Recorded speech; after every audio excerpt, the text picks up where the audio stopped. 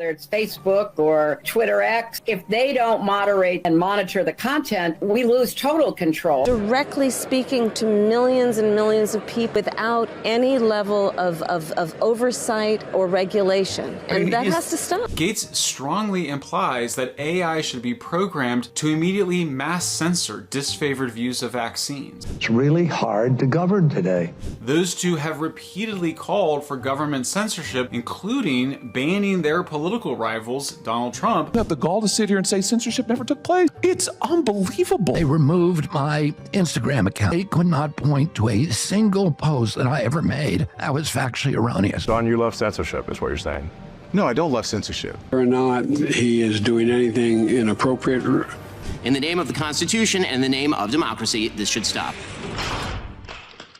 A lot of people want to censor free speech in the name of protecting people from misinformation and hate speech. But this gets dangerous when the concepts of misinformation and hate speech become just what some people don't like to hear and become defined by people with a particular agenda against people they don't agree with, including biblical Christians. Let's take a look at some of the most disturbing attempts to control what people are allowed to say, progressing to one at the end that is particularly chilling because of the first-hand account of the victim. Here's Hillary Clinton talking about losing total control, which is just an unbelievable phrase to use. There should be a lot of things done. We should be, in my view, repealing something called Section 230, which gave, platforms on the internet immunity because they were thought to be just pass-throughs, that they shouldn't be judged for the content that is posted. But we now know that that was an overly simple view, that if the platforms, whether it's Facebook or Twitter X or Instagram or TikTok, whatever they are, if they don't moderate and monitor the content, we lose total control. This isn't about protecting people. It's about controlling people they don't agree with. We know this because these people only seem to care about policing information from one side of the political aisle.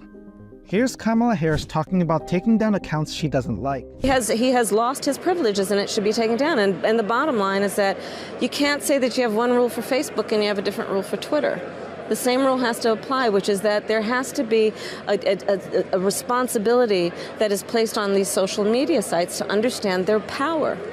They are directly speaking to millions and millions of people without any level of oversight or regulation. And that has to stop.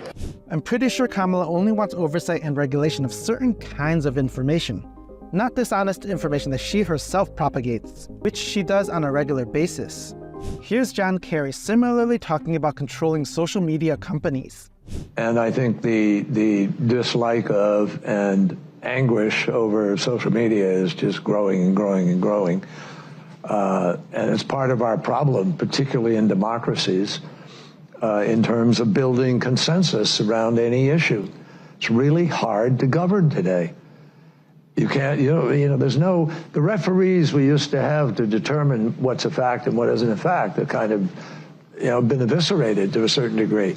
But what happens when the referees themselves are biased and untrustworthy? A lot of people just don't trust the fact checkers and the referees because they're not neutral at all. People go and people self-select where they go for their news or for their information, and then you just get into a vicious cycle. So it's really, really hard, much harder to build consensus today than at any time in the 45, 50 years I've been involved in this. And there's a lot of discussion now about how you curb those entities in order to guarantee that you're going to have, some accountability on facts, et cetera. But isn't it good to have entities that are allowed to question narratives and agendas that might actually be propaganda? What if curbing those entities is just a way to allow evil and lies to continue unchecked? But look, if people go to only one source and the source they go to is sick and, has an agenda and they're putting out disinformation, our First Amendment stands as a major block to the ability to be able to just hammer it out of existence. So what we need is to win the ground, win the right to govern by hopefully having, winning enough votes that you're free to be able to implement change. The problem is that we don't trust you to determine what sources of information are and are not sick. John Kerry is basically saying that if they win enough votes, they want to force their particular points of view on the entire nation. Now, obviously, there are some people in our country who are prepared to implement change in other ways. And so that's you're really questioning dangerous. really if democracy can survive unregulated social media. I think democracies are very challenged right now and have not proven they can move fast enough or big enough to deal with the challenges that we are facing. And to me, that is part of what this race, this election is all about. Will we break the fever in the United States? When true information, such as the Hunter Biden laptop story, is suppressed because the regulation you're talking about lied and said it was misinformation, that makes us not trust the kinds of regulation and control you're proposing for social media companies that allow people to question and challenge ideas they think are not true, and in fact may not be true.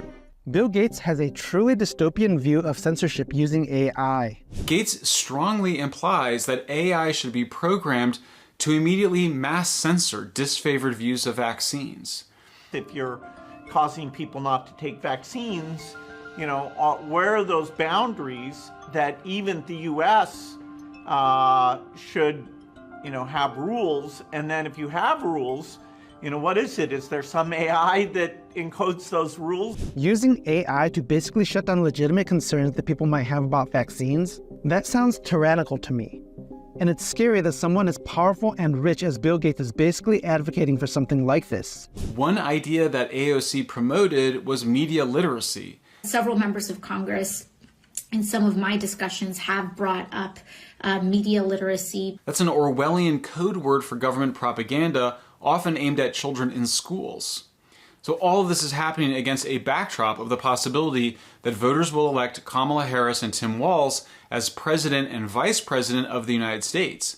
Those two have repeatedly called for government censorship of social media platforms, including banning their political rivals, Donald Trump, just as Brazil's dictator judge has done with his demand that certain politicians be banned across social media platforms. Elon Musk is allowing more free speech to challenge narratives that might actually be propaganda. But people like Bill Gates, Kamala Harris, and Tim Walz want less free speech, so people can't question their agendas. This is pretty scary stuff. What the last few months make clear is that many governments, journalists, and other societal elites don't view their ability to censor or regulate social media platforms as a nice-to-have goal. Rather, they view it as a must-have one. They can't stand that X is allowing so much speech. They want even more censorship over Meta, Facebook, whose CEO, Mark Zuckerberg, recently confessed to bowing down to unethical and illegal government censorship demands on COVID. Bill Gates already has too much power over organizations like the World Health Organization, as his foundation is the largest private donor. According to Politico, Gates and his partners use their clout to control the global COVID response with little oversight. Do we trust powerful people like Mark Zuckerberg and Bill Gates to control what we are and are not allowed to say? I certainly don't. TikTok banned ads by a new athletic company, XXXY Athletics, started by the former COO of Levi's, Jennifer Say, because her company recognizes the reality of biological sex. The platforms allow the promotion of the trans. TikTok allows ads for minors to perform irreversible surgeries. As such, it is censoring the truth and demanding that the public instead believe the lie that physically different trans-identified boys and men can and should participate fairly and equally in girls' and women's sports. This is exactly why I don't trust these initiatives to censor speech, because apparently simply recognizing the reality of biological sex is considered misinformation that should be banned. This isn't protecting people. This is promoting a radical agenda and shutting down all opposing points of view. Here's someone put in charge of the COVID situation who has absolutely no regrets about taking away people's rights. Do you regret your role in helping censor millions of Americans who were kicked off social media, who were disciplined at work for saying that maybe a lab was involved, which we now know the FBI thinks is the fact the case? Do you regret it? I do not believe I ever had the role that you're describing. Do you regret anything that you did during this period? Do you regret not speaking out? Do you regret not advising your boss to temper his comments? Do you regret not opposing the censorship? Do you regret it? You're in a position of tremendous influence. I do not believe censorship took place, sir. I do not believe censorship took place. It's a documented fact that numerous accounts were banned simply for questioning the prevailing narratives about the pandemic. You don't believe censorship took place? I do not. What world are you living in?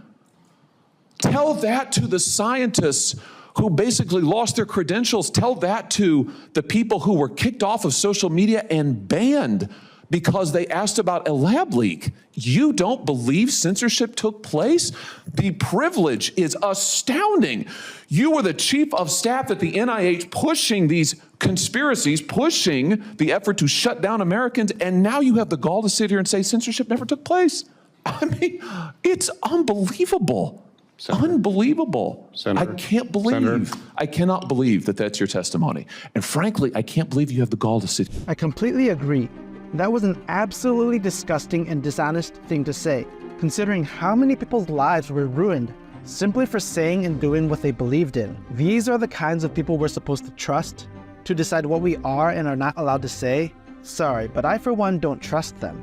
Here's what RFK Jr. said about the government partnering with social media companies to censor information it does not like. 37 hours after he took the oath of office, President Biden's White House opened up a portal for the FBI to begin to have access to social media posts on all the different social media sites.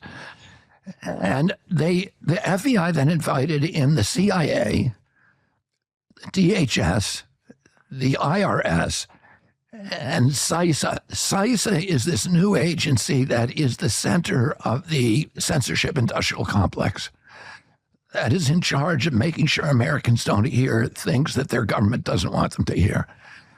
And those agencies and other agencies, including the health agencies like CDC, were given access to go into the social media sites and change posts and slow walk things and shadow ban posts. That it was part of that effort. They removed my Instagram account. I had almost 1 million followers.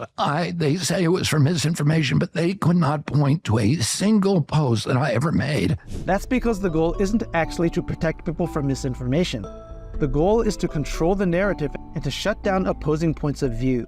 That was factually erroneous. And they actually, Facebook pushed back in the email chain. You can see Facebook pushing back at the White House and saying, well, wait a minute, he's not, this isn't misinformation. This is not factually erroneous. What they're saying is actually true. And they had to invent a new word, which is called malinformation, which is information that is factually true, but nevertheless inconvenient for the government. And that became disinformation, misinformation, and malinformation. That's what that is. So everybody, and isn't that illegal? That's illegal. Yeah, and the emails show that Facebook, the people said they were saying about the White House in their private emails with each other. You know something really nefarious is going on when even Facebook was pushing back against the government censoring Americans.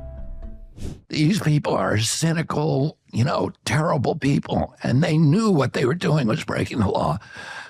But they were under tremendous pressure. I mean, Facebook has all these deals with the government and, as do all the media companies with the intelligence agencies and elsewhere. Plus, the White House was overtly telling them that they were going to, if they didn't comply, that their Section 230 immunity was in jeopardy. This is tyrannical and dictatorial. The government is basically exerting pressure on private businesses to control the narrative so that it can pursue its own agenda, at the expense of Americans who lose the ability to get information from alternative, maybe more trustworthy sources. Here's Don Lemon talking to Elon Musk about censorship. Don, you love censorship, is what you're saying. No, I don't love censorship. Then why are you asking? I believe in moderation, but I don't believe in... Censorship moderation is a propaganda word for censorship. But don't you think free speech is one thing, right? Or not... Look, if something's illegal, we're going to take it down. If it's not illegal, then we're putting our thumb on the scale and we're being censors. You're putting your thumb on the scale for moderating hate speech. I mean, you don't put out child pornography. That's not... It's illegal. Some people would say that's considered censorship. I'm just saying, No, I literally, Don, I literally said, if something is legal, okay, we will obviously remove it. Okay. But if it is not legal, the laws in this country are put forward by the citizens. We're a democracy. If those laws are put in place by the people, we adhere to those laws. Okay, I agree. To the laws of others. If you go beyond the law, you're actually going beyond the will of the people. People like Don Lemon and Hillary Clinton basically want total control. They don't actually care about the law.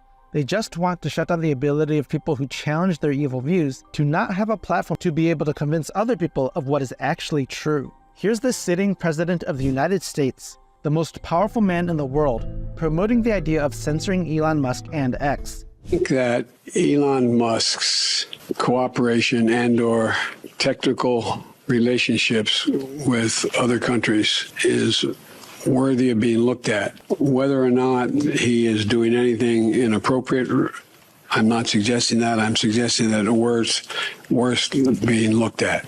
But that's all I'll say.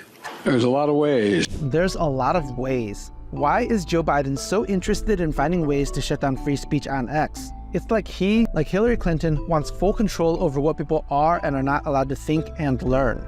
Here's Ben Shapiro sharing a chilling testimony about censorship that he and his company have personally experienced. We're in the midst of a trust crisis in the world of media, which is because so many in the legacy media have lied in order to preserve left-leaning narratives. To take just the most recent example, we were told by the legacy media that President Biden was just fine. For years, anyone who questioned his health and mental fitness was trafficking in cheap fakes. And then President Biden went out and engaged in a full-scale mental collapse on stage in front of hundreds of millions of people. So we can see why Americans, at least Americans who are not Democrats, do not trust the media. The question isn't really why the legacy media have lost Americans' trust. We know that answer. The fact-checkers and the referees lost our trust when they became blatantly biased and clearly hostile towards not just conservatives, but also Christians. The question is why, despite that loss of trust, the legacy media continue to gain share in the advertising market. And the answer is simple. There is, in fact, an informal pressure system created by Democratic legislators, this White House, legacy media, advertisers, and pseudo-objective brand safety organizations. That system guarantees that advertising dollars flow only to left-wing media brands. Let me explain how this works. When a conservative competitor to the legacy media arises, members of that legacy media and their political allies rush to paint such competitors as dangerous. There is a coordinated effort to shut down all opposing points of view, one that's not based on truth, but on political ideology. The commentator Kerry Swisher of the New York Times, for example, told the head of YouTube that my videos at Daily Wire were a, quote, gateway drug that would lead children, including her own teenage son, to watch neo-Nazi content. Never mind the yarmulke. Elected Democrats pick up that same messaging. In 2017, Senator Dianne Feinstein told lawyers at Facebook, Google, and Twitter, quote, you created these platforms and now they're being misused, and you have to be the ones to do something about it, or we will. Social media companies react to incentive structures, including threats. They've responded by adopting the standards of third-party left-wing informational safety groups like the Global Alliance for Responsible Media, or GARM. GARM purportedly sets brand safety standards, objective standards by which advertisers and platforms can supposedly determine just what sort of content ought to be deemed safe for advertising. In reality, GARM acts as a cartel. Its members account for 90% of ad spending in the United States, almost $1 trillion. In other words, if you're not getting ad dollars from GARM members, it's nearly impossible to run an ad-based business. It's crazy how much control an utterly biased organization like GARM has. Again, it's about control, not about truth. And if you're not following their preferred political narratives, the ones that Kerry Swisher and Dianne Feinstein would follow, you will not be deemed brand safe. Your business will be throttled. We at Daily Wire have experienced this firsthand. In 2017, after Senator Feinstein made her threats to bring the weight of government down on social media platforms, Daily Wire YouTube channel saw a 1,000% increase in content enforcements over a 2-year period. Since 2021, after Democrat officials further turned up the heat on social media companies, my personal Facebook page has seen an over 80% drop in impressions. Or take Joe Rogan. When Joe said that he had taken ivermectin after getting COVID, White House Press Secretary Jen Psaki pressured Spotify to take action, stating, quote, we want every platform to be doing more to call out mis- and disinformation while also uplifting accurate information. Spotify complied. Spotify, of course, works with GARM. What's even more crazy about all of this is that ivermectin was later proven to actually be very effective. What are the brand safety standards that GARM uses? The standards begin with inarguable things that we've heard from the other witnesses, like preventing distribution of child sexual abuse material or stopping terrorism. But GARM doesn't draw the line at what is criminal, abusive, or dangerous. Their standards also include restrictions on hate speech, harassment, misinformation, or my personal favorite, insensitive, irresponsible, and harmful treatment of debated, sensitive social issues. Those criteria are highly subjective in theory, and they are purely partisan in practice. For example, last year, Daily Wire host Matt Walsh was fully demonetized on YouTube, a GARM member. Why? For quote-unquote misgendering, which to GARM is to say that men are not women. Simply having the wrong ideas is considered misinformation and not allowed by the most powerful people in the United States, even when the supposed wrong ideas are actually the truth. Facts now run afoul of GARM's censorship standards. Companies targeted by GARM, like the Daily Wire, Breitbart, Fox News, and so many others, reach hundreds of millions of people with opinions and beliefs long established as within the mainstream of American conservative thought. GARM and its members have no respect for the beliefs of those people. They would like them marginalized or squashed. It's time to stand up for the First Amendment in this Congress. Congress can do so in two ways. First, Congress must investigate the informal and perhaps formal arrangements between censorship cartels like GARM and executive branch agencies. The Daily Wire has already filed a federal lawsuit against the State Department for allegedly doing just this. Second, Congress can itself stop engaging in violation of free speech principles. 2 weeks ago, writing in dissent in Murphy versus Missouri, Justice Alito condemned what he called sophisticated and coercive government campaigns against free speech. Members of this committee have engaged in precisely such campaigns. When Congressman Schiff speaks about targeting social media companies that must be, quote, pulled and dragged into this era of corporate responsibility because they are too tolerant of misinformation, he knows what he is doing. He is participating in a sophisticated coercive campaign against free speech. When Congresswoman Jayapal blames social media for placing America at the, quote, precipice of a democratic crisis and calls on them to target they deem hate groups, she also knows what she is doing. She is participating in a sophisticated coercive campaign against free speech. When Congressman Hank Johnson says, quote, we need a constitutional amendment to allow the legislature to control the so-called free speech rights of corporations, he also knows what he is doing. We all know what these government actors, what some people in this room are doing. You're using the tacit threat of government action to compel private companies to throttle viewpoints you don't particularly like. The First Amendment was not designed to enable workarounds by elected official. It was directed at Congress, at you, and you're abdicating your fundamental duty when you exert pressure on private companies to censor speech. Some in this room have been doing just that for years. We in the non-legacy media have been feeling the effects. In the name of the Constitution and in the name of democracy, this should stop. The reason why all of this matters for Christians is because the Bible itself teaches many ideas that are considered taboo by these powerful people, such as God's design for human sexuality, that men are men and women are women. And in a world where these powerful people are given what they want, it will basically become illegal for Christians to proclaim or teach basic Christian teachings. This is already true to some extent in the West, where misgendering is now a crime in some places.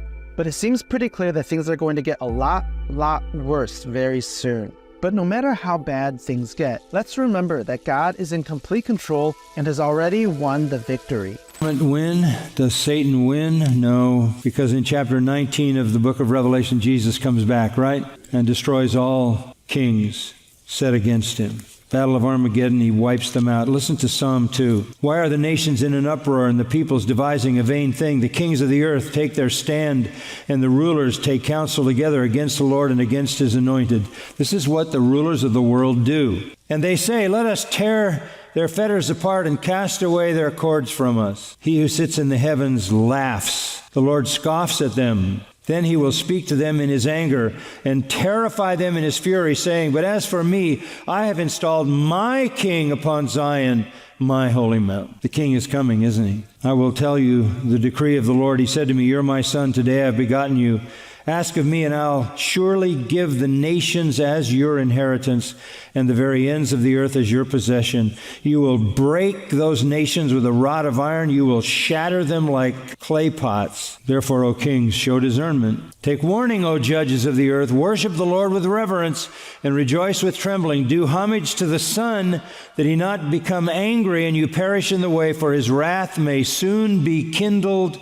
How blessed are all who take refuge in him. A warning to leaders of this nation and every nation. Hi, my name is Mike. I'm a deacon, a husband, a father, a software engineer, and an amateur maker of videos. Thank you so much for watching this video. If you want to help me in my mission to spread biblical truth, just subscribe and watch these videos until the end, which will help the YouTube algorithm recommend these videos to more people. I'm committed to using the skills and gifts God has given me to glorify him and communicate biblical truth. And I would be so grateful if you would come be a part of what I'm building. You can visit my website at joyfulexile.com to learn more about me and what I'm working on. I hope you're having a blessed day. I will see you in the next video, and remember, this world is not our home.